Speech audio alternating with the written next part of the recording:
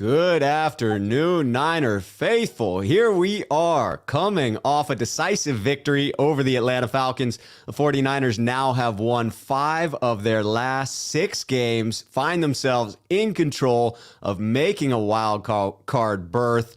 Very excited to be joined today by Jordan Elliott of Niners Nation for this episode of Monday Afternoon Quarterback.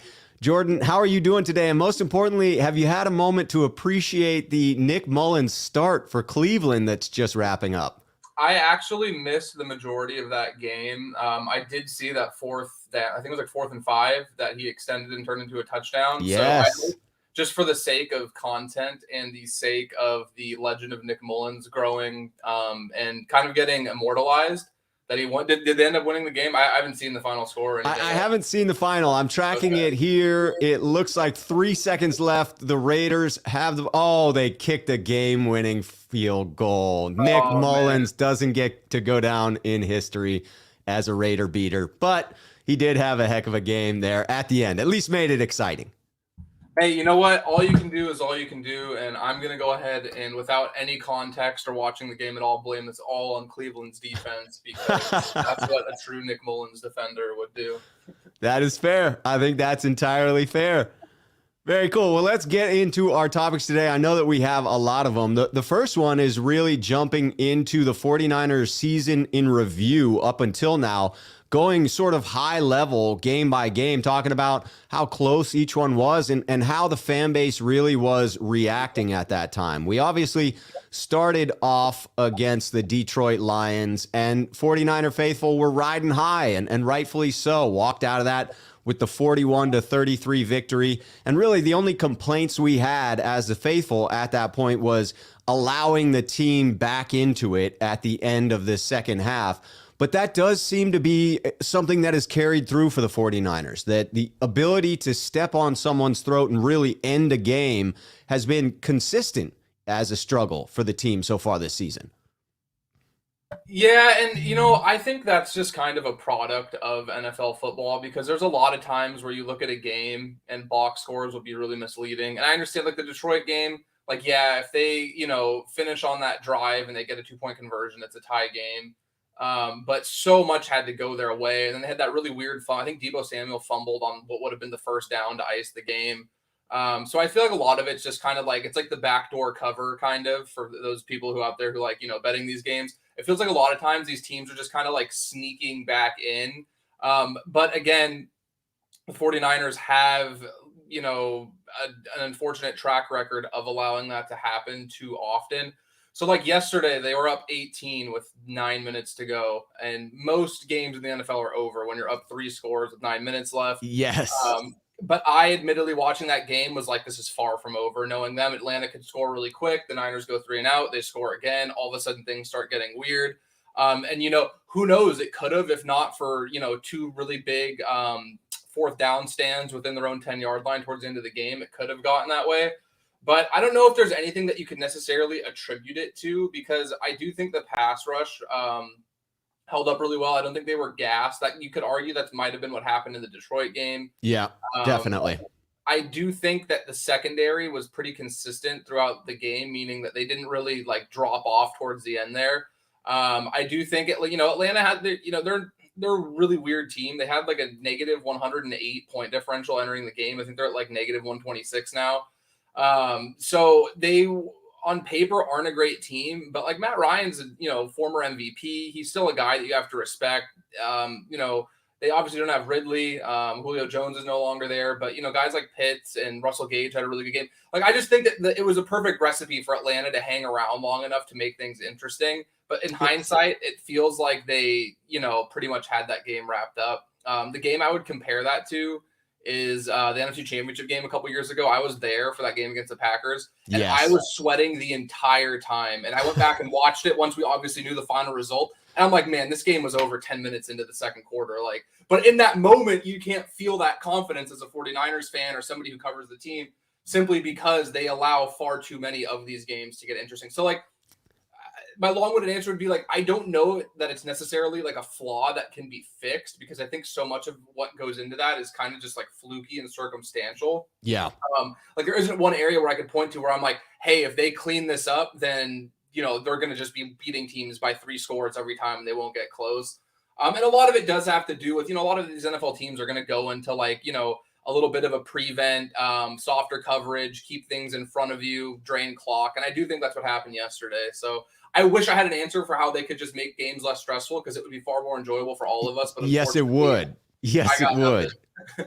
Yeah, no, I'm with you on the Packers game in the NFC Championship in 2019. I was there at that one as well, and it was funny. It was me and my wife, my brother and his wife, and we were aligned in a certain way, and the game started to get out of hand, and then we switched up seating so that different people could be paired next to other folks and have different conversations, and all of a sudden the Packers scored, and it was like, nope, we're going back to the way in which we were standing when the Niners were winning that one, because it just felt like it could get out of hand quickly.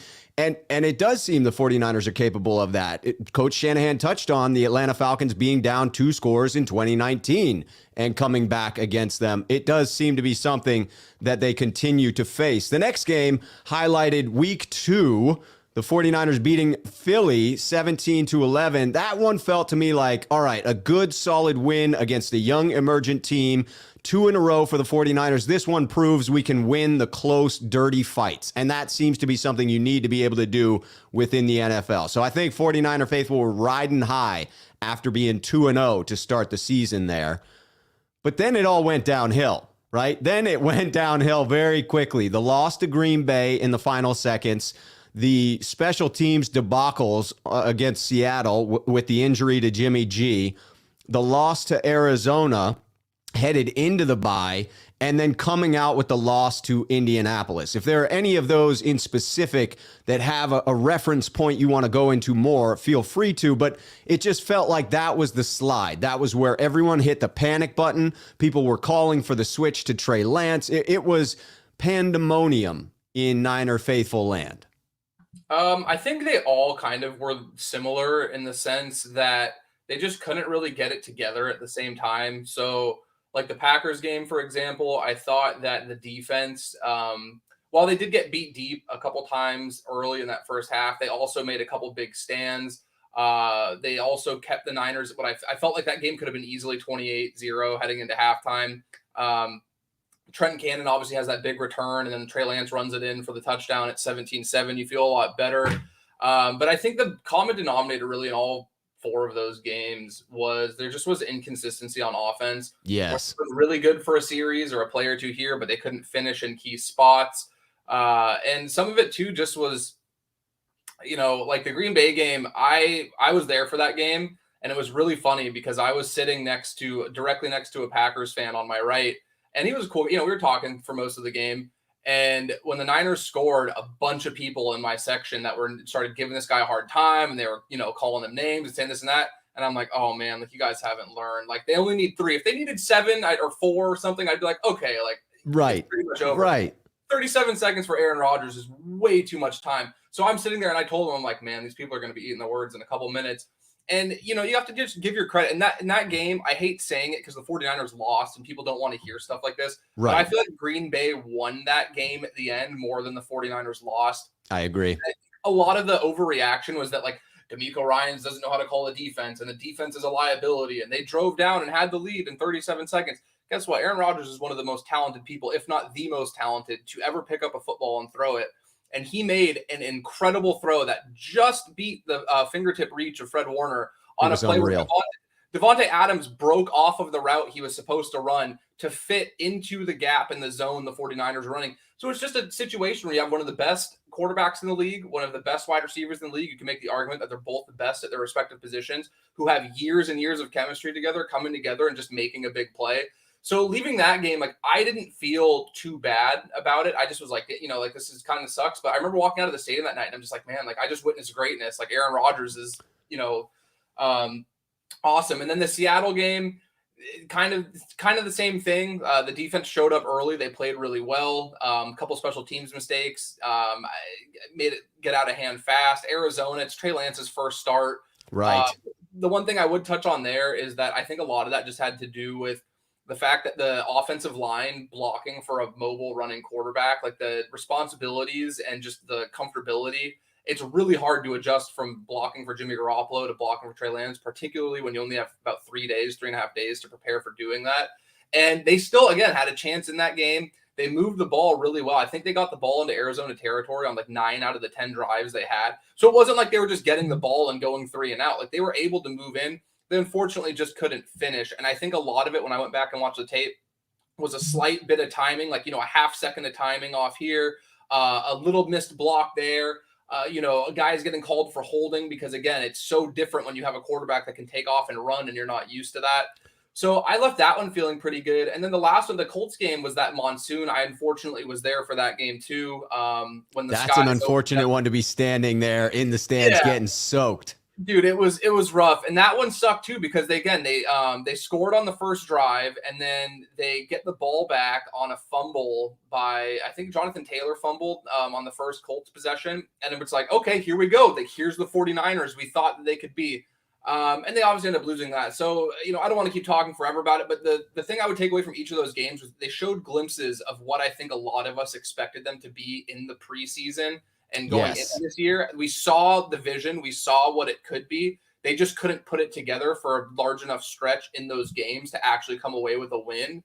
And I think, I don't want to jump too far ahead, but going back to the last few weeks, we've seen them be able to put it together for a large enough portion of the game that they're coming away with wins. Like they're not this like drastically different team now compared to what they were during that 4-game losing streak. They're just avoiding a costly mistake here and there, and they're making a play here or there that they weren't. And it just kind of highlights how small the margin for error is when playing this sport at the highest level in the NFL.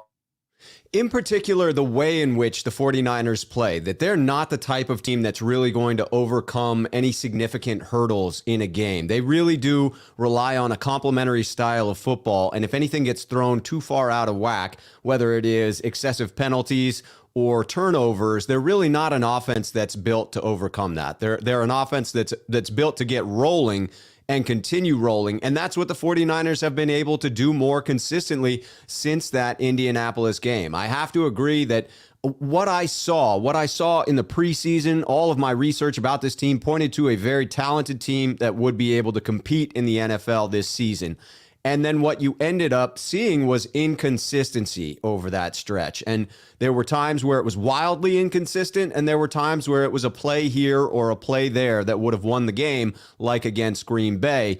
I know that fans were certainly upset with the play calling for Trey Lance when he came in, but I tend to agree with you that it really is tough to switch from someone that is much more of a statue in the pocket, like Jimmy Garoppolo, to someone who is highly mobile in Trey Lance. And that is a big, big ask for an offensive line to switch like that mid-season. So you have the change that occurs after Indianapolis. Thankfully, we get to talk about a little more positive from there on out. I'm going to take this moment, though, a couple of comments. Someone did notice, I just have to throw it in, that indeed I upgraded the logos for members of the sneakerhead community.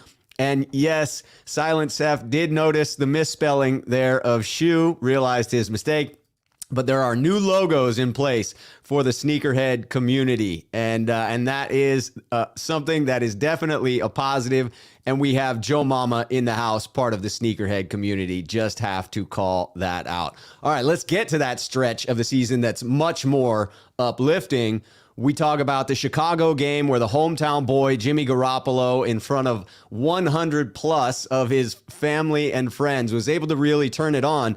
And it has been mirroring his resurgence. The 49ers, other than the blip against Arizona, where they clearly just took their foot off the gas, had wins, convincing wins against Los Angeles, Jacksonville, a good win against Minnesota, obviously a stinker against Seattle, but Cincinnati in overtime, and this week a decisive win against Atlanta. High level on those, what were your takeaways from that game, that 6-game stretch where the 49ers were able to play impressively? There's one play in particular that I go back to that I wrote an article the day after it happened for Niners Nation, and I called it Deebo Samuel and the play that saved the 49ers season. I think it was something along those lines. And it was that, I think it was like 80-yard screen pass on like 3rd and 19 after the 49ers offense had sputtered all game. They had gotten really lucky that the defense had, kind of had that bend, don't break approach where they kept them within striking distance. But it felt like they couldn't get anything going. all game. Everybody, remember Jimmy had that deep ball. I think it was to Debo. He had that big deep ball, and then they have a chance to go in the end zone, and he floats it's incredible. He hits this impressively, difficult deep ball 50 yards downfield, and then he floats an easy 5-yard out in the end zone. So coming out of halftime, they really needed to get something going, and instead they go backwards. So you're sitting there on 3rd and 19. You're like, all right, they're going to get 3 or 4 yards here, punt the ball away. And instead, Deebo Samuel takes the ball. Like, I forget the precise yardage, so my apologies. Again, it's all in this article I wrote for Niners Nation. But he takes the ball like 85 yards, 90 yards, or something like that. He gets within 3 yards of the goal line. The 49ers end up scoring, and it felt like from that moment on, again, with the exception, like you mentioned, the Arizona game and portions of games here and there, that really kind of rejuvenated this team, and it put them in a position to win that game because they had to have that Chicago game. If they lose that game, they fall into 2-5, and their odds of, being in the spot they're in now are pretty much non-existent. So that play to me really felt like the turning point. And then it obviously sucked because the next week, that game against Arizona is the worst loss I can remember as a 49ers fan. I'm blanking thinking of the last time they lost a game where I was that disappointed. And that it wasn't was highly disappointing. Yeah, and it wasn't necessarily like everybody's like, oh, it's Colt McCoy. Like, Colt McCoy is an NFL QB who's been around for a while. Like, yeah, he's a journeyman, he's a backup. Right. But he's been around, and he's a guy. He's not so bad like that. It wasn't necessarily that they lost to Colt McCoy. It was the way that they just looked lost. They were missing tackles they should have made. They were turning the ball over uncharacteristically. Remember, Ayuk makes that leaping catch, and then this incredible catch, and comes down, gets up, and then immediately gets the ball stripped inside the Arizona 10-yard line. And it just felt like one of those games where I never like making assumptions or speculating, but it wouldn't surprise me at all if there wasn't the same intensity going into that game, knowing that Arizona would be without DeAndre Hopkins. They would be without J.J. Watt. They would be without, Kyler Murray, obviously. So, and again, this is just speculation, and I don't want to make any assumptions, but again, it could be a situation where they just kind of didn't come with that same intensity that they had the week before when they had to win. A true trap game. Yeah, exactly. And, the Seattle game was the only other game that really felt like that, where, again, they had a 10-point lead in the first half, or 11 point, whatever they were up in the first half. It was a 2-score lead, I remember. And they just kind of got away from what they were doing so well. And it was really unfortunate because when they scored right before the end of the first half and Seattle had all that time, I'm like, oh man, like it would really take all the kind of momentum they've had in this first half if Seattle's able to go down and get some points. Obviously they do. And brutal. Yeah, and then, they had a chance to win at the end. You have to tip your cap. I've been, trying to tell anybody who would listen for months now how good Azeez Al-Shaair is. He makes that incredible strip when Seattle basically had the game won inside the 49ers 5-yard line. Dante Johnson falls on it. Then Jimmy Garoppolo and that offense marched downfield. And Jimmy made some really, really nice throws on that drive. And He did. I was there for that one in person, and that one where they ended up at the goal line was just in front of where my seats were. Man, that was hard to watch. And at the end of the day, it sucks because I know fans don't want to hear this, but sometimes it really is just as simple as tipping your cap to an opposing team. Yes. I thought the play call that the 49ers dialed up on that 4th down was really good. They had a nice little, kind of natural pick play where they freed up Trent Sherfield. He was right there. And Carlos Dunlap just gets his hand up and makes a great play. Yes, he did. I can't fault Jimmy for that. I can't fault Kyle for that. Obviously you'd like to see them score there. I don't doubt that for a second. But at the end of the day, defenders get paid too. There's two sides to a football game. And I just thought Seattle made a big play when they needed to. It sucks, but it's just kind of what I've grown accustomed to. I have a good amount of friends that live in the Seattle area. The majority of them are Seahawks fans. And I've got to the point where I don't even talk trash with them back and forth. Or, I'm happy to talk football with them. But I don't say I've learned my lesson, but I kind of have at this point. Like that, for whatever reason, it just doesn't work when the 49ers play in Seattle in particular. Things go wrong. Like I was there for that game in 2019 when they won in week 17. Yes, as was I. Yeah, and you remember that game. Like that game, even though they dominated the first 56, 55 minutes of that game, Seattle comes within an inch of winning that game still. And it's just like no matter what you do, it feels like that place is just, a house of horrors for the 49ers. It really is. So, but to wrap up on the bad games, obviously the Arizona game wasn't really close, but the Seattle game, they had a chance to win at the end. And I think we did see a lot of good the thing that really stood out to me was that it felt like they've made a concerted effort to get George Kittle the ball more recently. Like for whatever reason, a lot of times that is dictated by what the defense is doing. But I think since we've seen Brandon Ayuk make his emergence, and since we've seen Deebo Samuel just have this, he's always been a very good player, but this just insane ascendance toward like superstardom. Defenses NFL history in the making. Exactly. Defenses can't pay the same attention to George Kittle that they may have been able to in years past. Right. So I think we're seeing, a much more, he's moving much more freely than he has. I'm seeing him get bracketed a lot less. I'm seeing, again, defenses having to respect and pay attention to the 49ers' other receiving threats. So even in that Seattle game, I felt really good. I think he finished with like 13 for 181. I know the yardage total was 181. 13 might have been the Bengals game. Yeah. He had two incredible games back to back. All these receptions just running into each other for me. My apologies for not having the numbers right in front of me. But yeah, that was the biggest takeaway for me, was that like even though they weren't winning, it felt like there was something to be built on coming out of it. And I think that carried over into Cincinnati, where we did see a game, just like you mentioned, was it closer than you'd like? Yes. And when you're up 20-6 in the fourth quarter, ideally you close that game out, but they found a way to win a really tough game. And that, to me, there's two things that good NFL teams do and good sports teams in general do. They find ways to win tough games when the sky kind of feels like it's falling and things just feel like they're going haywire all over the place. And they beat bad teams that they're supposed to beat on paper. And we saw in back-to-back weeks, the 49ers do both of those things. They won a game where it easily could have slipped away. You're on the road against a really talented offense, against an emerging team that's probably going to end up in the playoffs in Cincinnati. Absolutely. A three-headed monster there on offense. Mm-hmm. And they find a way to win that game. And then you go play an Atlanta game at home. And that was one where, I'm not going to lie, watching that after Hasty fumbled the opening kickoff, I'm like, oh my God, man, like, you've got to be kidding me. You're 9.5-point favorites at home, and this is how you're going to start this game. And they found a way to, persevere. And again, a lot of that has to do with, just like you mentioned earlier, like they're playing this complementary brand of football where, you're not going to get carried by an explosive offense or a shutdown defense every single week, but they're doing enough to pick up one another. And I think that the defense did what that first goal line stand. Atlanta had the ball on the 49ers 1 yard line, first and goal. Patterson, they rule it a touchdown. It ends up he's just short. And I'm sitting there and I'm like, oh man, this is kind of semantics. He's, half a foot from the right on one of these plays. And sure enough, the 49ers defense on 3 consecutive plays keeps them out of the end zone. And even though they punt on the next series, that momentum to me did so much for them. And they obviously got the 2 later in the game, but that first goal line stand, when your opponent has 4 downs to score inside your own 1 yard line and they can't do it, it's extremely demoralizing. And yes, it is. And uplifting for the defense. Yeah, exactly. That's what I was gonna say. It's the first, kind of spark that I've seen from that defense where they're getting that kind of recognition that they've deserved for a large portion of the season, in my opinion. And I'm really happy that they are starting to get it. Because if you look at like yardage, particularly like the passing defense, people have been ripping on the secondary all year. They're still a top 6 passing defense. People have been ripping on D'Amico Ryans. I think he's been fantastic, particularly for somebody who's been a first-year coordinator.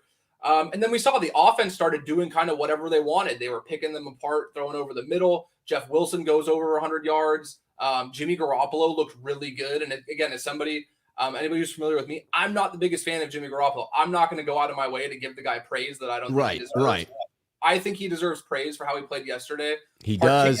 Because if he didn't play well, I know for a fact I would have been like, hey, this is 30th ranked defense in the league. Like, this is unexcusable. So I think fair is fair, and he does deserve credit for the fact that he didn't implode and he did pilot an offense that was able to kind of felt like they could do literally whatever they wanted against that Falcons defense yesterday. I love it. And we are just about to get into Jimmy's performance over the last 6 games. Going to go into a few of the comments that have hit as we've been talking. Deebo Samuel fan, I'm glad that we're going to the playoffs, but at the same time, I'm frustrated because we left so many wins off the table. Crazy to think we could have 11 wins if we figured out our identity. I agree, Deebo Samuel fan, that it's unfortunate the 49ers dropped some of those games earlier in the season, but I think it is important to realize that it has helped to shape them into the team that they are right now. Those losses have allowed them to develop in ways that winning with some warts may have covered up. And I'm with JT here in the response, I believe, to that thought. The losses are valuable to this team this season. It is within their identity to remember what losing to these teams feels like. Need the chalice to perform in the playoffs.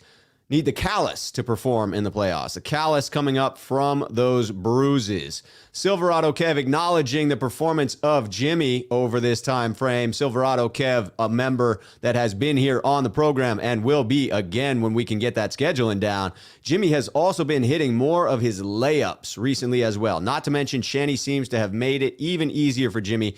Keep it up, please. Yes, he has played a very key role in the turnaround, and we're going to get into that in just a second. Welcoming in a first-timer, Soko. Hey, Rob, first time catching a show live. Love the show. I'm glad you made it. All right, let us get into Jimmy Garoppolo right now. Jimmy's performance over the last 6 games. After starting that 3-5 record with very inconsistent play, the 49ers have most definitely surged. We just went through what that looked like and that 6-2 over that last 8-game stretch that we were talking about. They're 5-1 in their last 6 games. How much of that surge is attributable to Jimmy G? Well, in borrowing from a Matt Mayoko article, over the past 6 games, Garoppolo has a 110.2 passer rating, second in the NFL only behind Aaron Rodgers. Garoppolo averaging NFL best 8.48 yards per pass attempt on the season.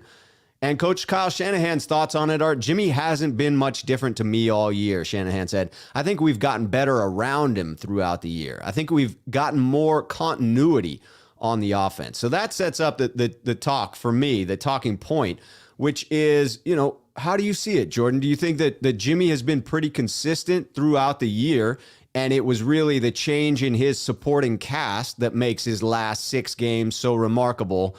Or has Jimmy turned it around and Jimmy's performance has been the difference over that last 6?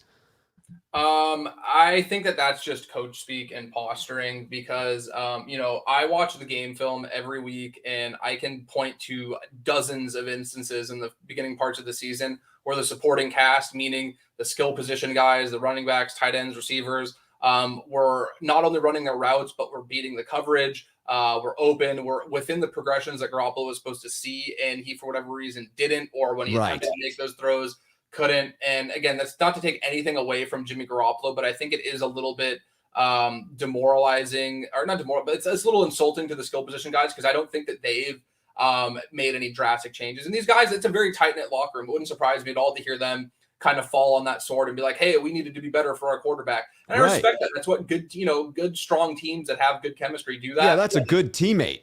Exactly. And I don't doubt, I know for a fact, actually, I can promise you after, hearing from some players on that team, a lot of them do really like Jimmy Garoppolo. And you see these fan narratives running around where, oh, these guys can't stand him. That's not true at all. Like a lot of those guys in the locker room like Jimmy Garoppolo a lot. And you heard it in the post-game pressers after the Atlanta game. I mean, people are sticking up pretty consistently for Jimmy G.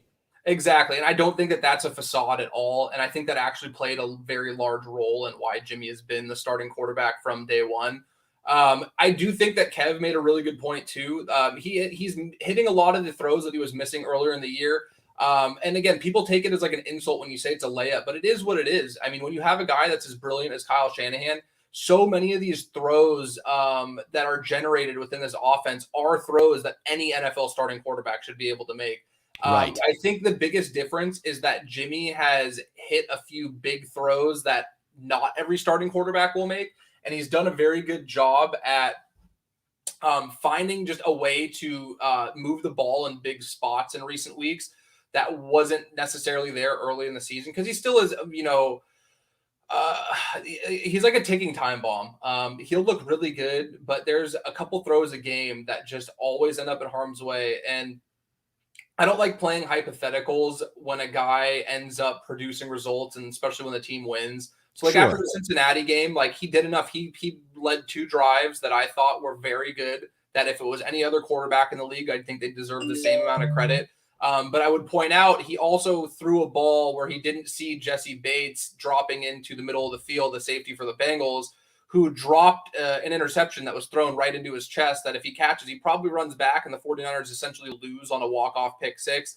And the discussion becomes a lot different. So while I don't think it's fair to sit there and be like, Jimmy isn't good because he almost threw a pick six, like quarterbacks put the ball in harm's way a lot. The biggest thing with Jimmy is that I think that it's the negative plays and the positive plays are far too frequent. Like the ratio of, oh my God, this is great, Jimmy, and oh my God, what are you thinking, Jimmy, is far too close. And that's what I think separates him from guys that he gets, like, the Tannehills and Carrs and Cousins. It's not necessarily that Jimmy isn't capable of making the plus plays that those guys do. It's just the frequency that those plus plays happen compared to the, like, not seeing an underneath defender and throwing, like, that interception to Bobby Wagner was just, there's no defending it. And that was atrocious. Yep. It happens far too frequently. But I do think, again, like, the guy has played much better, and I do think that he deserves credit for the way he's played in recent weeks. Like, it'd be really easy to posture and sit and be like, oh, Atlanta's the worst defense in the league. Of course he's going to play that well. But that's unfortunately not the reality. Like, every defense in the NFL, no matter where they're ranked, is still going to present a challenge. And I thought that he looked decisive. He looked comfortable. He was delivering the ball much more fluidly. And I think that he looks much more confident as a thrower in recent weeks. So yeah, I don't think it's fair to say that, he's better now just because everybody else around him got better. I think he himself has improved a lot too. And just like you mentioned, like, the 49ers aren't a team that's built to go out there like the Chiefs and just light you up on the scoreboard. No, not at all. They're built to run the ball first, set up that play action, hit these intermediate throws. Like, Jimmy has been very good between the 10 to 20 yard mark over the last couple weeks. That's where I think they really need him to succeed if they're going to be a winning football team, because on top of the play, if you get a 15, 16-yard gain, that's a plus, but it also generates big yards after the catch opportunities. And Jimmy, I put a tweet out earlier. I apologize. The numbers were something like he's like 10 of 16 for 198 yards, one touchdown, and no interceptions over the last two games, throwing between 10 and 20 yards. And I think, again, that he does deserve credit for being clean in that regard. I just think that, again, I'm not seeing anything from him recently that I haven't already seen. He's really just the same guy. The biggest difference is a lot of the things that were going wrong and all other facets of, special teams mistakes, defensive, lapses, penalties, and stuff like that haven't been so insurmountable that they haven't been able to overcome it. So yeah, he's pretty much the same guy to me. Yeah, he's reduced those mistakes to some extent. They are down, but some of that you do wonder if it is just that, much like in the Bengals game where it was a dropped opportunity, where that could have been that interception that was that negative play. Certainly he did take advantage of a suspect Atlanta defense. He posted his season high grade of 88 against Atlanta, his best mark since week 2 of the 2020 season. And he is certainly still the game manager type quarterback who doesn't take the shot plays, who then turns it over at a higher clip than you would like a game manager quarterback to turn it over, right? If you want someone who's going to be a bit more like Alex Smith was for the 49ers in 2011, then you have to be more careful with the ball. This is an interesting take here from Joe Mama that I think adds to the dialogue here around Jimmy G. If Jimmy, and I think this has to be if Jimmy / Kyle Shanahan would take a deep shot or two each game, it would go a long way in unlocking the offense even more. Jennings is an excellent option for Jimmy. JJ15 is tough and a game changer. I agree on Juwan Jennings. I did a piece on here a couple of weeks back where Juwan Jennings is a grown-ass man, and I believe that, and I love the catches he makes. I love him high-pointing the ball. I love his ability to block on the run game, on the exterior, on the outside. But this one, the deep shot play, is an interesting one in that it would open some other things up for the 49ers offense. I'm interested to hear, Jimmy is certainly not consistent with the deep ball, but he's not incapable of making those throws. We have definitely seen him hit some shot plays, and yet the 49ers offense does not seem to work it in. I've been lobbying for the 49ers to work in Trey for just a couple of snaps a game, not as a decoy, but as a legitimate way to jumpstart the offense in between the 40s when it's second and short or third and short, where you can run play action and allow Trey to roll out, give him half the field for the reads, and be able to take some deep shots. So I too think that the deep shot is something that's missing and allowing defenses to play up. Do you see that as a potential way for the 49ers to get more out of their offense, to implement a couple more deep shots than we've seen so far this season on a more regular basis?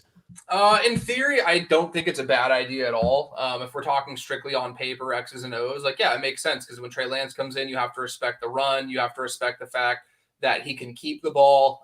He's shown his mobility and his athleticism running those bootlegs. So even if you put him under center on like 2nd and 1 or something like that, you have to respect that.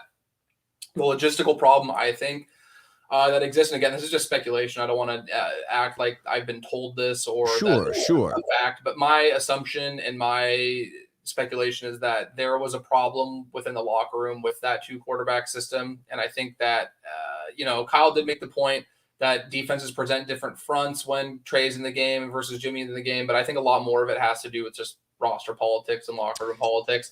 And just to be clear, if they were to implement this, they could also choose to have Jimmy take a couple of those deep shots. There wouldn't be a need to get Trey in. I see that as one potential angle, but just the implementation of more deep shots in the game seems like it would open up something for the offense.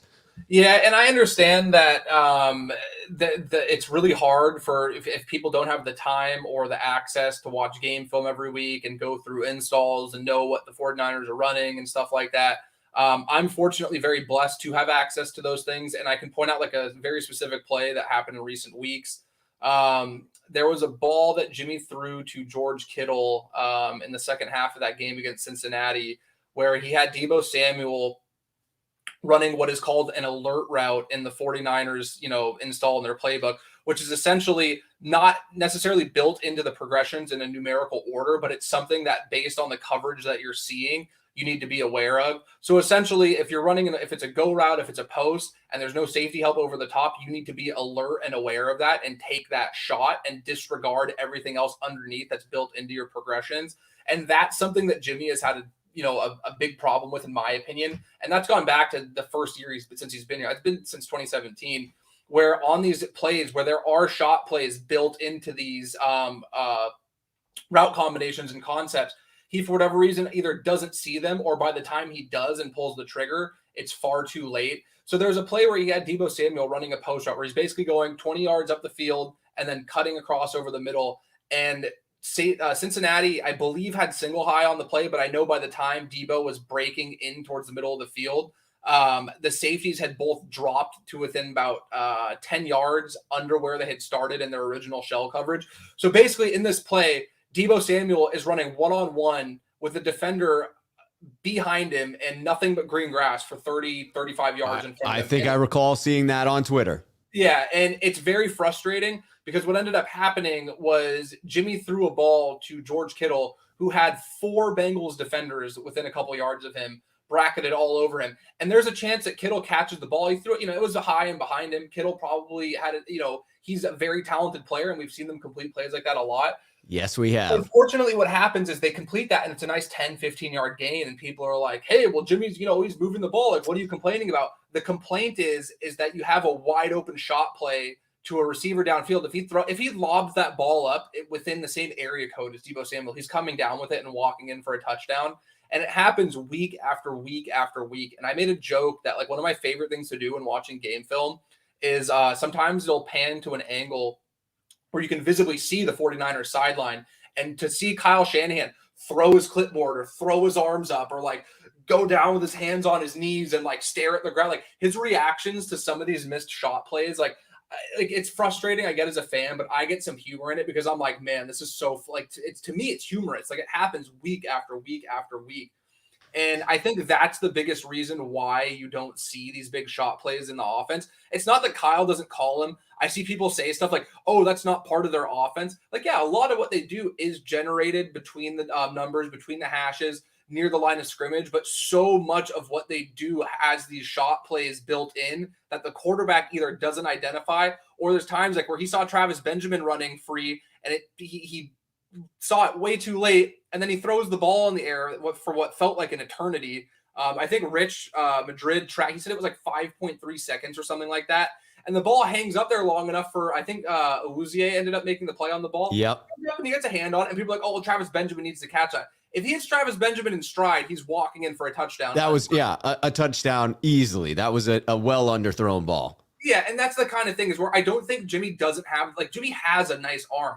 It's painful for people, and I don't want to come across like I'm being like a jerk mentioning this play because people don't like talking about it. But if you go back to the overthrow to Emmanuel Sanders, I always joke that he threw that ball from Miami to Canada. Like, he chucked that downfield. He has the arm strength to get the ball downfield. I just think that so much of what makes a good deep ball is the trajectory and the timing that you throw with. And I think that's one thing that he doesn't have.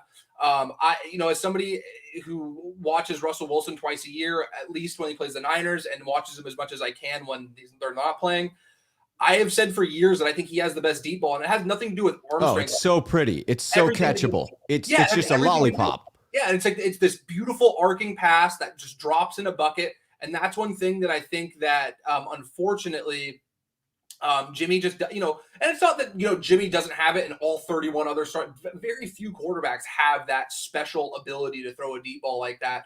So I do think in Jimmy's defense, like, it's not like he's this like noodle-armed quarterback. He's not Chad Pennington. I love Chad Pennington. Chad Pennington had a very, very weak arm. Jimmy's not Chad Pennington. I think that Jimmy is more than capable of getting the ball down there. It's just a matter of doing it in a timely manner that is going to coincide with the timing of the route, the person who's running the route getting open, and not allowing the defense to make a play on it. And for whatever reason, it just doesn't happen. And I think that, combined with the not seeing these routes opening up downfield, is why you don't see him take a lot of deep shots.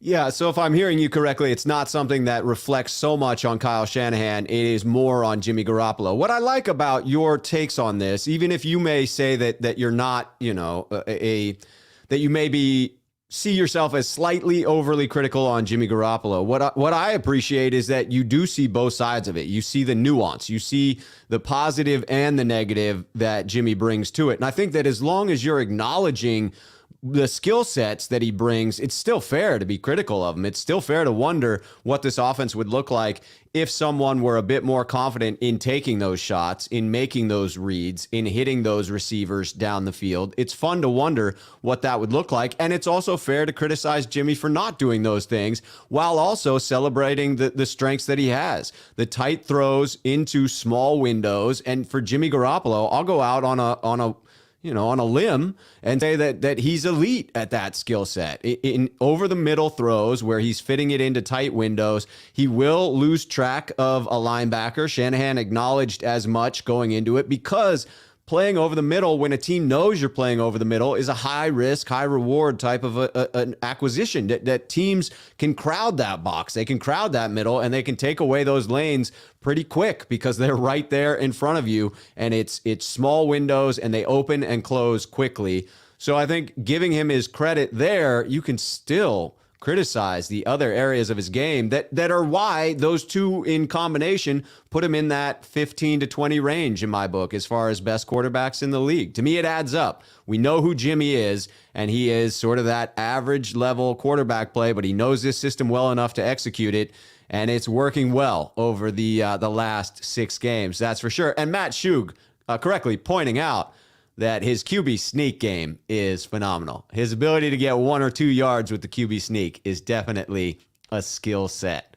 I would say too, I know people do make like a joke out of that, but it is, something that not every quarterback can do. Oh, it's huge. See a lot of quarterbacks get stood up. So I will give him credit. Like, in those short yardage spots, he has been really dependable. And I do try to be as fair as I can be. Like, that's my goal whenever I do anything. Admittedly, like, I'm a human being. I'll have, I don't want to say bias because I try to avoid that, but I will have, a clouded lens at times when I have an opinion on something. But at the same time, like, I'm happy to admit when I get things wrong or if I am being overly critical. Last year I got kind of fed up because I admittedly have been out on Jimmy for a couple seasons now. And It was really hard to have those conversations when they were winning and they were in the Super Bowl and they were on the revenge tour and all these things. They were so close to winning. People didn't want to hear it, but I bet they didn't. My whole thing is now is that we can all agree and we can all have different opinions. And hey, if somebody thinks Jimmy Garoppolo is the greatest quarterback in the world, more power to them. I respect everybody's right to have an opinion. My whole thing is that I'm not going to sit here and argue it for hours on end anymore, because ultimately I think the 49ers made their stance very clear when they mortgaged 3 years worth of first round picks to get a replacement. You don't do that for a guy. They throw around all these buzzwords like, oh, it's just because we need, health and depth and to improve the QB room. And it's because he's injured. Like, no, it's because they clearly see that there's a certain ceiling they've hit with him within the offense. And that's okay. That ceiling nearly got them a Super Bowl win. That's right. They didn't win, obviously, but, and it's fair to sit there and say that, just like you said, while he has areas he can be better, and I think that he, again, is in that, I always say like 16 to 22, so 15 to 20, I have no problem with either in terms of, top quarterbacks in the league. But at the same time, it's unfair to not give him the credit he deserves. And that's right. Where, like, if I'm going to criticize a player or I'm going to say that they can be better, I think it's my, if I'm going to have any integrity and respect from people reading my work and absorbing my content, I need to be fair and give them credit when it's due. So with Jimmy, obviously, it's the most probably polarizing discussion on 49ers Twitter or in the 49ers fan community because it's such an important position. But I don't think there's anything wrong. Like, people will, like, it's so funny because people will be like, oh, you guys are all so overly critical of Jimmy. And then you go and give him praise another week. And it's like, oh, well, now you're backtracking. It's like, no, I'm just responding to what I'm seeing. I literally get paid to analyze game to game, like what's going on. And I think that it's really funny that there's times where I'm like, what exactly do you want? Because some of these fans get really upset if you don't give them enough credit. And then when you do give them credit, they're still upset. And it's like, there's no placating it. So I don't do it to placate people. I do it because I want to maintain a certain level of, I don't want to say journalistic integrity, but I do want to maintain some level of responsibility in the fact that I'm not just going to sit here and be like, well, he played really good, but here's 17 reasons why he could have been better. Because that's just like, people can see all the stuff behind me. I grew up going to games at Candlestick. I've been a 49ers fan for 20 something years. Like, right. I don't absorb content for my own fandom to be overly negative. Like, I'm happy to read criticism, but who realistically wants to sit there after their team wins and hear 15 reasons why their quarterback can be better? Like, I'm sure only on Twitter. Yeah, only on 49ers Twitter does anyone want that. Yeah, there's some people that like that, but I do like to think that there is a much larger market of people that are okay with, just like you mentioned, saying, hey, he could have been better here and there, but you know what? He did enough to get the job done. They won on to Tennessee. And there's absolutely nothing wrong with that. And I always come back to, again, we can all argue this for hours and hours and hours on Twitter or whatever space you want. Again, the 49ers made their stance very clear. Ultimately, they're the ones in charge of the roster, and they drafted the guy's replacement. So I think that it's an argument that's kind of, doesn't make sense to me at this point because the 49ers already kind of ended it, 7 months ago, 8 months ago, whenever the heck the draft was. It feels like it's been so long. So yeah, they're serviceable, and I think that they can get into the playoffs and win a game with him. And I think that that's a great start for a team that's been in the playoffs. Absolutely. That would be a positive step in the right direction for the 49ers. There's no question about that. That would be extremely positive. I would love that if the 49ers got in. And you never know. I mean, if he continues to play at this level, continues to minimize the turnovers, and continues to accentuate the things that he does well, and Kyle Shanahan continues to play call around those strengths and avoid those weaknesses, this team could go far. You never know what can happen in the NFL. It is a small sample size. The one and done format of the playoffs means that the best team does not always win. And so you go into this thing with a chip in a chair, and you may just end up winning something at the end there. Well, we've definitely hit on Jimmy G. We'll get to a couple more before we wrap this thing up. This one is about the emergence on the defensive side of the ball, Arden Key, and just how special he has been as a complimentary pass rusher for the 49ers. He had 3 sacks in his first 3 seasons with the Raiders. He has now had 5 sacks for the 49ers as he surges in the second half of the season. Do you see this as just another incident of Coach Chris Kocurek working his magic, or is it the shift to the interior? What do you attribute a lot of this emergence to come from?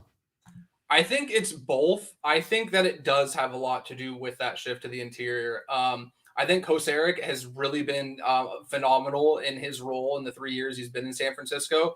But I do think that Darryl Tapp being added, as well as James Betcher to this defensive staff, as well as D'Amico Ryans coming in, like, there's a lot of new voices in that defensive, staff room. And I think that they've just gotten a lot more, I don't want to say willing to be creative, because I don't think that Saleh was, against it per se. He wasn't inflexible. I just think that Saleh knew what he had, and the last couple seasons, Saleh had a really strong D line where he could sit there, rush 4, and throw in the occasional stunt, and they were so good that you could focus more on whatever coverages you were running with the back 7. The front 4 would get it done. This year, I do think that I've seen a little bit more creativity. So I had some numbers that I dug up for a piece I wrote for Niners Nation that got published today. In the first 8 or so, week 10 was against the Rams. That was the first week that I really noticed Arden Key getting a considerable amount of snaps from the interior. Yes, indeed. I noted it on my Twitter a couple times. I'm like, hey, Arden Key rushing on the inside with these guys, like they might be onto something here. So prior to week 10, when they did that, he had 1 sack and 8 pressures in 8 games. In the 6 games since they did that, he has 5 sacks and 15 pressures. And so many of those have come on these plays where they're rushing him from the interior. They're putting him on the interior of a Bosa or an Ebukam, and then they're running these stunts. And his athleticism to beat a guard straight up rushing through the interior and also have the ability to get lateral and run a stunt to the outside has been invaluable. And I think that, again, it comes back to, for whatever reason, the collective brain trust that's building this defense and scheming these guys up.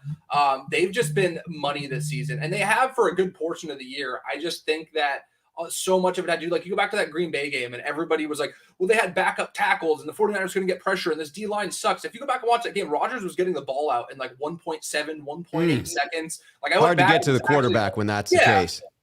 And they clearly schemed around how good the 49ers defensive line has been. So again, it comes back to the perception changes a lot amongst fans once they start seeing sack numbers and they see pressure numbers and they see all this stuff. I believe Matt Ryan was pressured on like 12 of his 23 dropbacks in the second half yesterday. That's amazing. They gave him a really hard time all game. And I do think that Arden Key kind of has unlocked a new level to this defense. I also thought Samson Ebukam played a really, really good game yesterday. I was going over the defensive film before I hopped on with you, Rob, and there were 3 or 4 plays that I cut up where he got into the backfield, got in Matt Ryan's face, and either forced an errant throw. He did have a sack as well. That play that Arden Key got called for, that just abysmal roughing the passer. Oh my God, that was awful. I never like, getting on officials or blaming for stuff, but that was one of the worst calls I've ever seen. It's literally like, I joked about it. I'm like, I applaud the NFL for trying to change the laws of gravity, but it's probably not going to happen. But he, on that play, Ebukam got through the interior, and he was who forced Matt Ryan, him and Bosa coming from the back, to step off of his spot and basically into the awaiting arms of Arden Key. So I think Ebukam is a guy where the 49ers banked. He's a freak athlete. And I mean that in like the best way possible, is the utmost compliment. He is just an absolute specimen. And I think the 49ers bet on the fact that, hey, we have this guy who was playing in a 3-4 scheme. He was standing up as a 3-4 outside linebacker, but let's bank on his extreme physical gifts and his insane athleticism. And maybe we can turn him into this productive guy we can throw in the 9 tech, we can put as a 4-3 D end. And I think that there's a big adjustment when you have to sit there over the course of, in off season isn't, it seems like a lot of time, but we're not getting the actual game reps. It's hard to adjust. So accounting for the fact that Ebukam has had to basically learn an entire new position this far into his NFL career, I think that says a lot about why it's taken so long into the season for him to start producing at a level I think fans maybe expected when they signed him. Yeah. I do think he's gotten a lot of criticism from fans this year, people criticizing the front office for the signing, but I think that nuance is really important, understanding that he basically is thrust into a role that he hasn't been in yet at the NFL level and having to pick those pieces up as he goes. And the last couple of weeks, he got credited for half a sack last week. I think Bosa got the other half, but he basically had a sack last week too. So he's recorded sacks in back-to-back weeks, and he has a handful of pressures in those games. So I just think that Ebukam is another guy where I think he deserves a little bit of recognition based on the fact that he was definitely not, he was getting whatever the opposite of it was. He was getting recognition for all the worst things you don't want to be getting recognition for as a player earlier in the year. And I think that the fact that he has shown up now is a really encouraging sign. It is, because that's really the missing key ingredient from this 49ers defensive line, is some type of bookend pressure coming from opposite Nick Bosa. If they can get more and more each week from Samson Ebukam going forward into the playoffs, and if Omenihu can step up and add just a little bit, if those two can come close to providing the type of juice that the 49ers got from D Ford when he was playing at form in 2019, that really unlocked that defensive line. It really created the unstoppable force that it became because of that speed around the edge. Obviously, neither one of those players has the speed of D Ford, but if they can be a little bit more consistent there, that would fill a huge need for the San Francisco 49ers. I see that as something they need to address in attempting to replace D Ford in the offseason. But in looking to make a deep run this year, you got to look to guys like Samson Ebukam. And I'm on board with what you're talking about with Arden Key, that it really has been remarkable since that shift to the interior. And that is such a big creative move by the 49ers that mirrors what they're doing with Nick Bosa, giving him the freedom to move around the line from left to right and decide on his own as a third-year defensive end, even lining up, in the interior at times, finding those matchups that work. That to me speaks to a young, flexible defensive coordinator in DeMeco Ryans. And I honestly only had one point in time where I was questioning whether he had been ready for the role, and that was after the Green Bay game. It seemed that he had no answer for the chips that were occurring on Bosa, but that seemed to be just a blip on the radar. And I agree that the end of that game was not a schematic failure, but a celebration of one of the best arms in the NFL. Maybe not one of the best leaders when it comes to being a quarterback in Aaron Rodgers, but certainly the most talented arm in the league at the moment, ability to hit anything on the field. All right, taking us into one of our last topics here, going up on Jaquiski Tartt, another member of the 49ers defense, and talking specifically about the reality of what you saw on tape versus the PFF grade. For those that didn't notice, the overall mark of 56.4 was given to Jaquiski Tartt with a 29.3 tackling grade. That was definitely a poor one. And I will call out that there was that one thumping tackle or non-tackle that stood out to me where he most certainly did not wrap up Mike Davis on 3rd and 6 in the first quarter. That jumped out in the eye test. But other than that, I thought it was a quality performance. I thought he was a physical tone setter. And you heard Jaquiski Tartt taking umbrance to the grade and saying that this why PFF a joke in response to those grades coming out, following up by saying to look at the silent tape. Let the silent tape do the talking. I'm guessing he's talking about the all 22 there. So what does that film say to you, Jordan? It says basically what Jaquiski Tartt said, and I firmly believe it too, that PFF grading is literally the most worthless analytic metric tool, whatever you want to call it, that exists. And it's so overblown, and it's so fun. So I want to make this very clear. I utilize PFF. I think that their data collection and their resources of having objective stats that can't be dependent on subjectivity, like, sacks and, throwing numbers to certain areas of the field and stuff that you literally cannot, like, it's objective fact. You can't skew it in any way. It's great. PFF is a fantastic resource for pooling data together. Having said that, their grading system, which is completely steeped in subjectivity, is absolutely terrible. And I have felt that way for some time now. The more and more I began to understand the game and dive into film, the more I'm like, man, it really is ridiculous. Because there was a time where I used to cite PFF grades. It would fit my narrative. I'm like, hey, I think this player's pretty good. Their PFF grade says they're good. Why not? And I abstain from doing that now because I think it is just absolutely so ridiculous how frequently they are wrong. And I do think that a lot of that does have to do with the fact that a lot of the analysts that are grading these games have no clue what they're watching. They have no clue what a responsibility is on a given play. Right. And so much of that to me is why I think NFL players take such, so much umbrage to what goes on, because they're like, hey, I'm in the meeting rooms all week. I know where I'm supposed to be on some given play. Some guy sitting in his room watching this game on his computer told me that I don't know where I need to be. I can see how that would be extremely frustrating. And then in the case of Jaquiski Tartt, I thought that he was hands down one of the best players on the field yesterday. He made an incredible play on that first 4th and goal from the 1-yard line on the first possession of the game. The Falcons tried to run a little rub route pick play where they had Tajay Sharp basically free up Kyle Pitts to run a little, out route to the right side. and Tart had enough awareness to move laterally, not get caught in that pick and get erased from the play, and then break onto the ball, deflect the pass, keep it out.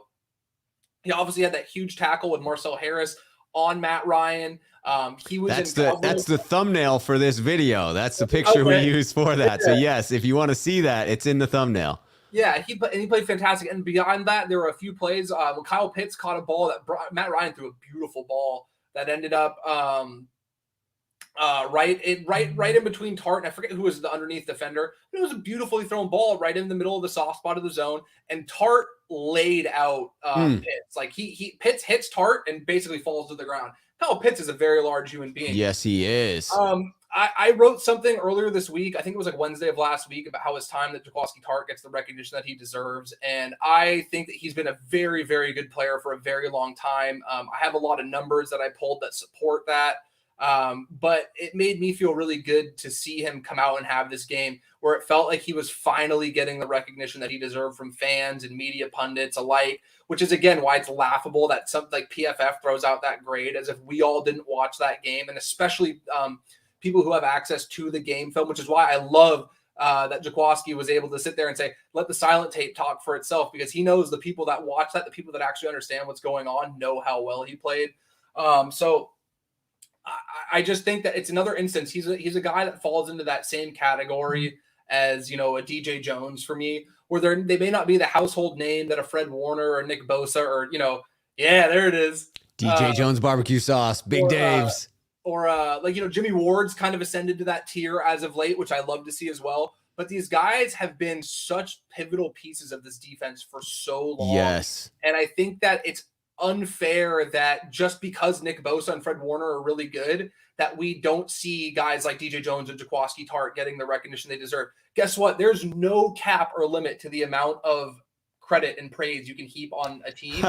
So just because you're giving praise to Nick Bosa doesn't mean you can't give it to Jaquiski Tartt. And I just think that he's played, it wasn't like this was just some breakout game where all of a sudden he started playing really well. And I thought the same thing, because what made me write the piece I wrote last week was that game in Cincinnati. He was just flashing all over the place. And I'm like, man, I haven't heard anybody, talking about how well he played in this game. Like, he looks really good. And again, it's nothing new.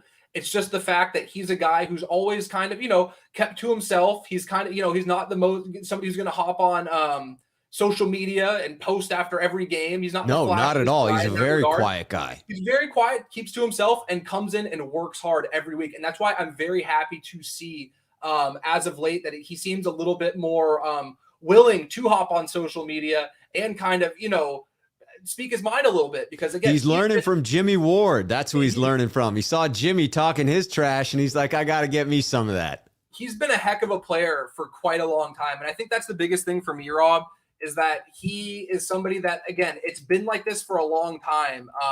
Same thing with Emmanuel Mosley. Like, some of these guys, like, this whole defense has been a top 5 unit for going on 3 years now.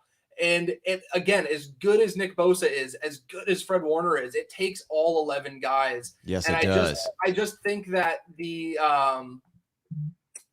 get lost in the shuffle sometimes. And so much of what the NFL is based on name recognition. I think that's part of the reason why we saw Trent Williams and some of these players who are playing at an extremely high level get lost in like Pro Bowl voting, because guess what? Most fans of NFL teams aren't really keeping up with who the best left tackle in football is. Real football fans, I'm sure, are more than aware of how good Trent Williams is, but that's not what sells. That's not what brings in casual fans. So, I think that the whole Tart situation really exemplifies just how special this 49ers defense is beyond the blue chip talent that are household names. Like, they really are a unit that, aside from some depth issues they've had at cornerback this year, they are just as good as they've been in the last couple of seasons. Obviously, 2019, they were playing at a level that was just insane. That's one of the better defenses we've seen in the NFL over the last, couple decades. But they have just been so consistent year in and year out that I think that so much of that is, you could call those almost like glue guys. Because I think, you can make the argument, if DJ Jones doesn't get hurt in 2019, maybe that's the difference in them winning the Super Bowl. Is Oh, 1,000%. That's what I was going to talk about with DJ Jones not getting the respect. Is there different reasons for each? DJ Jones, I think it has a little something to do with not being present at the end of the seasons. And this one sets up to show people just how important and just how dominant he can be late in the year and just how much it adds to this defense. Just touching on what you're speaking about with the name recognition, this is a stats-driven league, right? And there are splashy stats, and then there's fundamentally sound football play. And our safeties for years now with Tart and Ward, when they're healthy, have been fundamentally some of the most sound units in the NFL, but don't make the splash plays. And that's because within the foundation of the defense, they're not asked to do that, right? They are asked to do a specific number of things. They do them exceptionally well, but people within national coverage, to your point around PFF, they're not covering the 49ers 24/7, 365, right? They're covering the 49ers for 20 minutes on a Tuesday where they need to tune in and watch the highlights and then make some grand assumption out of that. So I tend to agree that while they're a great resource for statistics, when it comes to them looking at and interpreting plays, they're not watching enough of the 49ers film to really have an informed opinion there. I turn to my local coverage when I want to get that insight, right? I look to guys like yourself that are watching more 49ers tape than anybody I know, and therefore have the most informed opinion when it comes to being able to review the tape and what is asked of those players within the system. How are they executing in the ways that the 49ers need them to execute? And to me, it is all about what you see on that all 22 with Tart contributing on Sunday and being a critical player and it not being at all reflected in that PFF grade. That I have to agree, that was a bit of a joke. It comes back to the whole thing with Jimmy Ward too, is like Jimmy Ward for years, people kept saying, well, he doesn't get interceptions. A lot of that has to do with the fact that he is so good when he gets stuck on a tight end or an opposing slot receiver, or he's responsible for a receiver in a certain portion of the field. Quarterbacks aren't throwing the ball because he's draped all over whoever his responsibility is. Blanket coverage. And I think that it's so unfair to criticize a guy who's been that good for that long in that regard. And I think that that's kind of a perfect example of it. Real quick, I did pull up. I'm sorry, I was trying to do it while I was talking. I did have some numbers for Tart because I think it does get lost in the shuffle. And people always say, oh, he gets hurt. And that's why, like, NFL players get hurt all the time. All right. Yes, they do. George Kittle misses multiple games a year. Rob Gronkowski misses multiple games a year. But these guys that play with that level of intense physicality are going to end up missing games at some point. It's part of the price you pay when you have a guy that's that talented, that plays that level of physical football. I have said that exact thing myself. So I understand people getting a little bit, like, oh, it'd be great if he was on the field more. I totally understand that. But I promise you that Jaquiski Tartt and Kittle and Gronkowski and these guys who play that really physical style of football aren't going out there every week like, oh, I can't give this play my 110% because somebody on Twitter is going to complain that I miss games. They play the way that they play, and they're very successful as a result of that.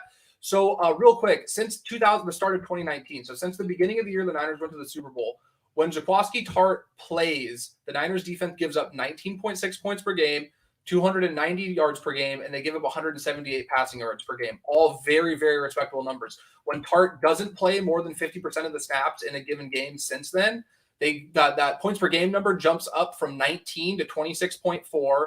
The total yards per game jumps from 290 to 331. And the passing yards per game jumps from 178.9 to 222.3. Whoa! On top of it, in those same games, so in the games that Jaquiski Tartt plays more than 50% of the snaps, defensive snaps in a given game, the 49ers are winning at a 642 clip. That means that they have a winning percentage of 64%. When he is out, that number drops to 47%. So they win substantially more than half their games when he plays, and that number dips to them winning less than half when he doesn't play. And I think, again, so much of it goes in. There's 22 guys generally on the field for offense and defense over the course of a game. You're sprinkling in guys for sub packages. I get that it's all not on one player. Right. But when we look at the eye test with how good Tart is, and then you factor in how significant the drop-off is from him to whoever comes in to play for him, or whenever the rotating guy is in, for whatever reason, when he's not getting more than 50% of the snaps, there is a clear drop-off. And that's where I'm film, eye test, all that stuff first, because numbers can be deceiving. Yes. But when the eye test aligns with the numbers, it's just really hard. So I don't entertain these, silly arguments that people want to have. Like, I had people in my mentions after I wrote my piece last week that said that Tart, he's a good tackler, but he's not good in coverage. And then he comes out and picks up one of the most freakish offensive weapons in the league, even though it's a rookie in Kyle Pitts, and breaks up a pass on the goal line. Like, it's so funny where these narratives get started. I have no clue, but there is substantial tape and there is substantial numerical data that makes not only Jaquiski Tartt seem like a very, very good player, he's a borderline elite player. And then you see these laughable PFF grades. And it's the same stuff you see with the quarterbacks and stuff. Like, early in the year, they're like grading Patrick Mahomes and some of these guys with like terrible grades. Dude, I don't care about your PFF grades. Patrick Mahomes is still an absolute stud. Yes. Any team in the league would love to have him. And that's where I just think that they're it's a terrible system. And whenever people cite PFF stats, I tend to let it go in one ear and out the other, because unless you bring something else to the table, I'm not going to allow you to sway me in an argument based on somebody else's subjective opinion, which is basically what PFF grades are. Right. PFF grades as a standalone do not make the point that you're looking to make. When you are able to prop them up with some tape or some reasoning behind it, agree, they are much more effective. I think Matt Schuh brings up an excellent point here as well with regard to Jaquiski Tartt and Jimmy Ward, just the way in which they play together. The fact that these guys played together in high school, the continuity that they have, the veteran savvy, that to me cannot be understated. Matt saying the Ward-Tartt connection also completes that unit. They gel perfectly together. I tend to agree with that. It takes us into our last topic to drive us home, looking at the 49ers in totality. Are the 49ers currently playing at their best? Like, is this the best that we're going to see, and you just have to hope for some favorable matchups going into the playoffs? Or can they take this thing, whether on offense or on defense, or maybe fixing some special teams issues, can they take this thing to the next level? And if so, what do you feel it is that the 49ers are missing at this point? Well, you just nailed it right there in the middle. Can they? I don't know. Or no, yes, they can. Sorry. Can they? Will they? I don't know. Sorry, I got that a little mixed up. The biggest thing right now is special teams. And I think that the defense and the offense are playing at a level that is adequate enough that they can go into any stadium in the NFL and be competitive. I'm not saying they can go in and beat any team on the road. They're going to be playing, if they're playing in the playoffs, which it looks like they will be, they will be on the road for those 3 games, however many games, if they're lucky enough to get 3. I think that there isn't a team where they go into that game and they're going to get blown out. But if you have a fumble inside your own 15-yard line against Green Bay and Lambeau in January, in Tampa, in Dallas, I don't know that you have the same rebound you have and the same room for error you have against an Atlanta Falcons team that isn't, just god awful, but they also aren't a playoff team, and their play is a large reason why. So yeah, I think they need to clean up the special team stuff. I can't wrap my head around Mitch Wisnowski, because he punts the ball 70 some odd yards in the air at times, but he can't kick the ball into the end zone on a kickoff. And at first I thought maybe that was like an instructional thing where they're, they want teams to bring the ball out. They don't want to just give up the free 25. They want to be aggressive. But I genuinely think that it's at the point now where no, it's just a leg strength thing. And Vish Kumaran, anybody who knows Vish knows how smart he is. Vish mentioned to me that, back from his days playing soccer, that there is a huge difference that I kind of overlooked between kicking off of a tee versus just, free kicking as you will on a punt. And I think that is causing a lot of problems for them, because as we saw yesterday, I think Atlanta started 3 different drives beyond their own 30-yard line. And It's been terrible. You just can't give good teams that good a starting field position. There's been issues at times. I think they've cleaned up the punt returning stuff. I think Ayuk has looked much more comfortable back there, but they don't have a bona fide, kick returner. Trenton Cannon, actually, aside from that one bad game he had against Seattle, looked really good in that role. It's unfortunate he had that really, really bad concussion against Seattle. So they are missing him tremendously. But I think the 49ers are kind of in that mold where it's like, hey, they're kind of getting hot at the right time. And well, it doesn't mean that I think that they're going to march their way to a Super Bowl. I've seen crazier things happen, and I know that the comparison that's gotten thrown around a little bit, I've seen Vish do it, and again, Vish is a very smart man. When he talks, you'd be wise to listen. He's compared them a lot to that 2011 Giants team, which, as 49ers fans know, was an 8-8 team that went in and beat a 15-1 Packers team in Lambeau before then coming in and beating a very, very solid 49ers team that was 13-3 under Jim Harbaugh in his first season. Oh, And I was there for that one. Me too, man. That was just that. Sorry, we can talk about it later. That was a hell of a football game. As much as I hated how yes, it was. That was an incredible contest. But we saw in that game, their formula was very simple. They had timely plays on offense, and they had a pass rush that could just wear you down over the course of a game. And I think that the 49ers... And I'm sorry to interject, but you cannot tell me that Brandon Jacobs had his forward momentum stop before that fumble that occurred. That was a freaking fumble in that game, and it should have been Niners ball. The Kyle Williams thing at the end shouldn't have mattered, but I digress. Please continue. And then one other thing I'll add, too, that always gets overlooked. If you go back after the Kyle Williams fumble, when New York went to kick that field goal, I want to say it was Steve Weatherford, but I could be wrong on who the punter was, who the holder was.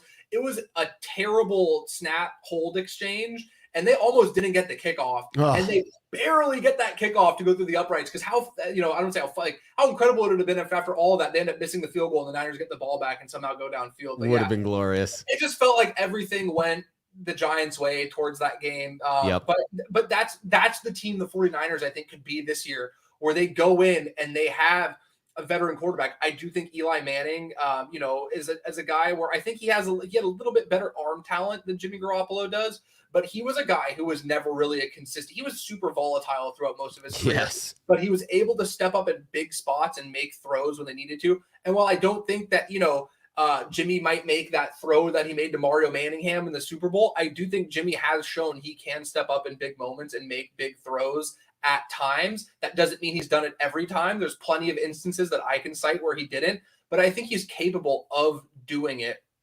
And I just think that the 49ers are at a spot now where I think when a team is really the most dangerous is when they're playing with nothing to lose. And if the 49ers are able to sneak in as a 6th or 7th seed and you're playing on the road, I've said from the beginning of this season, I predicted them to win 10 games and make the playoffs. And if they do that, to me, that feels like it'd be a successful season.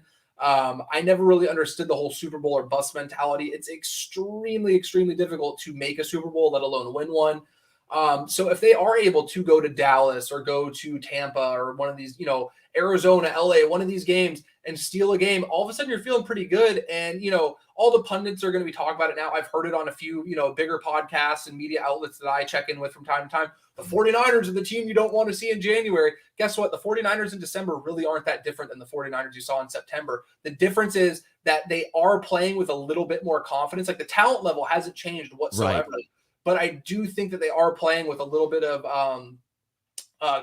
charisma and swagger that we didn't see at the beginning of the year. And again, hey, nobody expects you to go into Lambeau and beat the Green Bay Packers. This isn't like you're hosting a game at home where all of a sudden it starts to slip away and the pressure's mounting, where it's like, oh God, here go the 49ers that won 14 games in the regular season and they're choking away a home playoff game. And I do think that human element does play into these games far more than people realize. And when you are able to take the road as a team where people don't have those lofty expectations, it makes it easier to really hit one of these surprise runs and go on a run where people aren't banking on you, where you don't have the weight of the world on you. It's just kind of like you're playing with house money at that point. So it wouldn't surprise me at all to see the 49ers win a game or two. Do I think that they're going to make the Super Bowl? Objectively looking at it, no. I think there are teams more talented than them. I think ultimately some of the flaws they have will be exposed by better teams.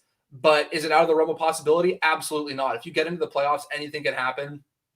And the 49ers' physicality and the way that the team is set up, it sounds very cliche, but they are built for playoff football. They're built to rush the passer, and they're built to run the football on offense. And that recipe has been a successful formula in NFL playoff football for decades. That's something that, as much as the games change, if you can run the ball and you can hit the other team's quarterback come playoff time, it's been proven to be a very, very, very successful formula for as long as I can, like I said, going back decades. So I like where they're at. And I think the fact that they rebounded to where they're at now, barring some catastrophic letdown over the next 3 games, really speaks volumes to where they are as a team. Because just like you mentioned earlier, we saw people calling for Kyle Shanahan's job. Yes. People were saying, pull the plug on Jimmy and just start developing Trey Lance, trade guys on 1-year deals and all this stuff. And the 49ers bounced back and won 5 of the next 6 to not only firmly place themselves into the playoff discussion, but again, now the discussion is, whoa, who wants to play the 49ers in January? Look out for the San Francisco 49ers team. So I do think that they all collectively deserve a lot of credit for how they flipped the narrative and they kind of controlled their, they didn't allow people to continue to have those discussions because it's really hard to talk about pulling Jimmy for Trey Lance when they've won 5 of 6, or talk about firing Kyle Shanahan when they're on this hot streak that they're having now. No doubt. Kyle Shanahan and the coaching staff and that locker room held together through what was a brutal start. To start the season at 3-5, to have the fan base up in arms, no question, they held tough throughout it. You mentioned in the playoffs, if you're traveling on the road, there are two things you pack with you when you go, and it is defense and the ability to run the ball. And oftentimes that's a recipe for success in the playoffs. You could see the 49ers making a run, no doubt about it. I have to coincide with your thoughts around special teams being the area that's easiest to clean up. I know we were going to hit that topic standalone and talk about what's going on with special teams and what the issues have been. I have to say that I think it's a leg strength thing. I think you have Mitch Wishnowski, who is a great punter, great directional punter, but not off of the tee, a big leg, and Robbie Gould, who is clutch, typically has missed some longer kicks, but is, again, not a strong leg. And so you just have a vacancy there that has allowed these kickoffs to be returned on a much higher clip against the San Francisco 49ers. And then a special teams unit that has been greatly impacted by injury. Every injury to a cornerback or a backup safety that then becomes a starter on defense is now a body that has been pulled from special teams. And Coach Hightower is now working with someone who's not quite as adept at covering kickoffs. It still is a problem that should be shored up. I'm not making any excuses for anyone. I think that you have to answer for that. The 49ers need to contain the return game. I agree. Brandon Ayuk as a punt returner has been much more solid, and hopefully Trenton Cannon is able to make it back. He seemed to be the best bet at kickoff return. It is that kickoff coverage unit that needs the most work in my book. One last question for you around ways the 49ers can improve. It strikes me that if they were able to more consistently spread the ball and have games where you had multiple receptions for Ayuk, Kittle, and Debo, instead of having one where it's all Debo or all Kittle or, working in some of Ayuk, to me, that balance would really make the 49ers passing game that much harder to stop. I'm grateful that we had this opportunity without Debo to get George's resurgence, but I think you have to have all three going so that the run game with Elijah Mitchell and Jeff Wilson Jr. is powered, and then Jimmy has his pick of targets out there. If the 49ers can be a bit more consistent with that, you think it gives them an edge? Yeah, absolutely. I do think that a lot of it really is just predicated on scheme. And it's really hard to have these discussions sometimes because then people think you're not giving credit to Jimmy or the receivers. But really, so much of what they do, and you'll hear it from anybody who has played under this system that, Kyle Shanahan's running. Kyle Shanahan, McVay, LaFleur, a lot of these guys are running different versions, but it's pretty much the same coaching tree that they all come from. Yes, it is.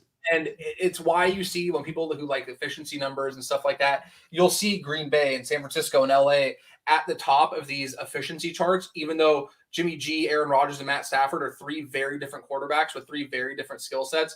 And so much of that does have to do with the fact that they are getting so many of these open looks and getting so much of, so again, the scheme is doing so much of the work for them. So, yeah, I don't think Kyle's going into these games like, okay, well, this is going to be the George Kittle game or this is going to be the Deebo Samuel game. But I do think that, and I've said it before, Kyle Shanahan is the kind of coach where if he runs something and a defense can't stop it, he's going to keep running it over and over and over until they prove that they can. And he has times where he'll bank on them making the adjustment, and then that's when he goes for the big shot play. And, he does do that, and I think sometimes people reference that as him outsmarting himself, which I think is a fair criticism at times. But so, like, for example, if Deebo Samuel is carving up a secondary over the middle, I don't fault them for giving him 13, 14 targets or whatever it is. If George Kittle's eating up linebackers and safeties over the middle, I can't really fault them. I'm not going to say, hey, why aren't you giving, Brandon Ayuk the ball when Kittle's going for 150 plus each week? But I do think that it's been one thing I will add, even if the numbers aren't equal, it seems like Kittle, Debo, Ayuk, and now Jaywan Jennings too have all had a big third down conversion, a touchdown in the red zone, a spot in a big moment where Jimmy Garoppolo trusted them to go with them with the football, and they came down and made a play. And I do think that is something that is really important, because I think one of my biggest criticisms of Jimmy for a while was it felt like he kind of, for whatever reason, didn't trust some receivers, and some receivers were running wide open. And I'm not saying he didn't throw to them because he didn't trust them, because I don't know that for a fact. I'm not going to pretend like I do. But it felt like there were times where it was kind of playing favorites a little bit. And I think that has much more to do with trust than any, it's not like, hey, George is my buddy in the locker room, I'm going to give him the ball more. I think it's just when you develop that chemistry over time. So I think this year Jimmy's been much more reluctant to do that. And I think Jennings making the big leap he has in recent weeks has been the most encouraging thing. Because I said during training camp, I thought he looked way better than Jalen Hurd. No disrespect to Jalen Hurd. I just think after the injuries he's had, he did not look good separating against man coverage. I didn't think he'd make the roster. But again, I think the 49ers were kind of like, hey, it's a sunk, we can't admit this is a sunk cost at this point. We're going to cling to whatever hope we can. Because if you're going based purely off ability, I don't see how he would have been one of the final 53. But I said during training camp that I thought that Jaywan Jennings would kind of fill that role of that big slot that it appeared they wanted Jalen Hurd to be. They're saying they wanted Hurd to convert to tight end and play fullback or some other stuff. So I'm not saying that Jennings is going to end up doing that, but I do think he can end up being that big target that you can throw in the slot, that can work in the red zone. And it has been very encouraging that Jimmy has trusted him in some big spots. And he had a drop against Cincinnati on that last 2-minute drive. But other than that, he's been a dependable guy with good hands over the middle.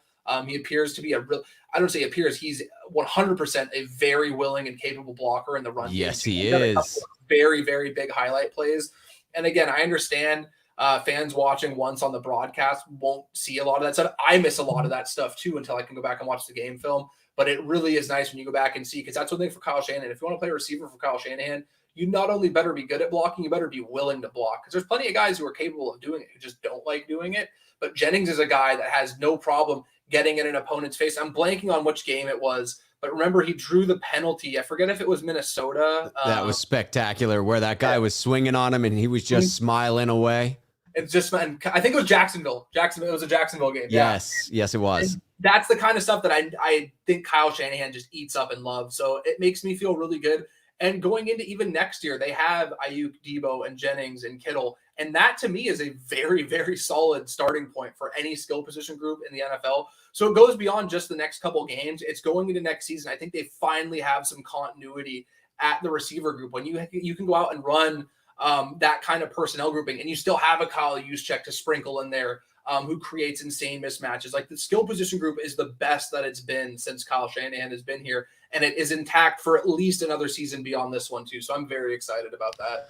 Well, I'm excited as well, headed into the playoffs. Just to touch on what you said there, I think you're spot on, and Steve Young hit this point as well, that Kyle Shanahan smells blood in the water, and then he goes after it like a ravished animal. I mean, just relentlessly pursued it. And that does end up in these games where you have these incredible stat lines for one player who was just dominating that particular matchup in that game. I do think it's important to be able to avoid those extended 3 and outs that the 49ers see on a somewhat consistent basis lately in the second half. To me, it is important to have that balance, but you touched on it, that merely having hit those clutch third downs, a couple of those touchdowns in the red zone, that sets up the trust that is needed with those other weapons to avoid that extended 3 and out happening when a team finally gets around to taking away the one area that the Niners had been attacking them.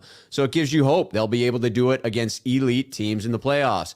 Jordan, thank you so much for being here today. Thank you for going a little longer than we had originally anticipated. As always, you bring incredible insight and information with you. His information to follow Jordan on Twitter, which I highly recommend, is down in the description of the video, as well as a link to Niners Nation as well. Go read up on Jordan's stuff. Highly insightful. Jordan, thanks so much for being here with me today.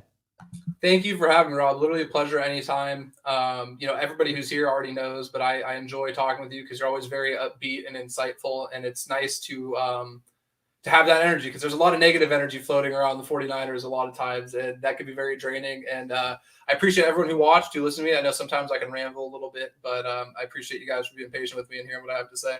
Absolutely. I think they ate it up. Thank you so much for being here. I will, on Twitter, I'll announce whether I have a show tomorrow. It's the holiday week, so expect a thinner lineup. But I will be on Wednesday for sure with Random McMahon. He and I will be on Wednesday, and then I'll have a post game on Thursday after the game. Probably no pregame because I'll be watching with my folks. I will be in California on the soil, and hopefully that brings the Niners all they need for a victory Thursday. Again, as always, Niner faithful, thanks for sticking with us. Cheers to you.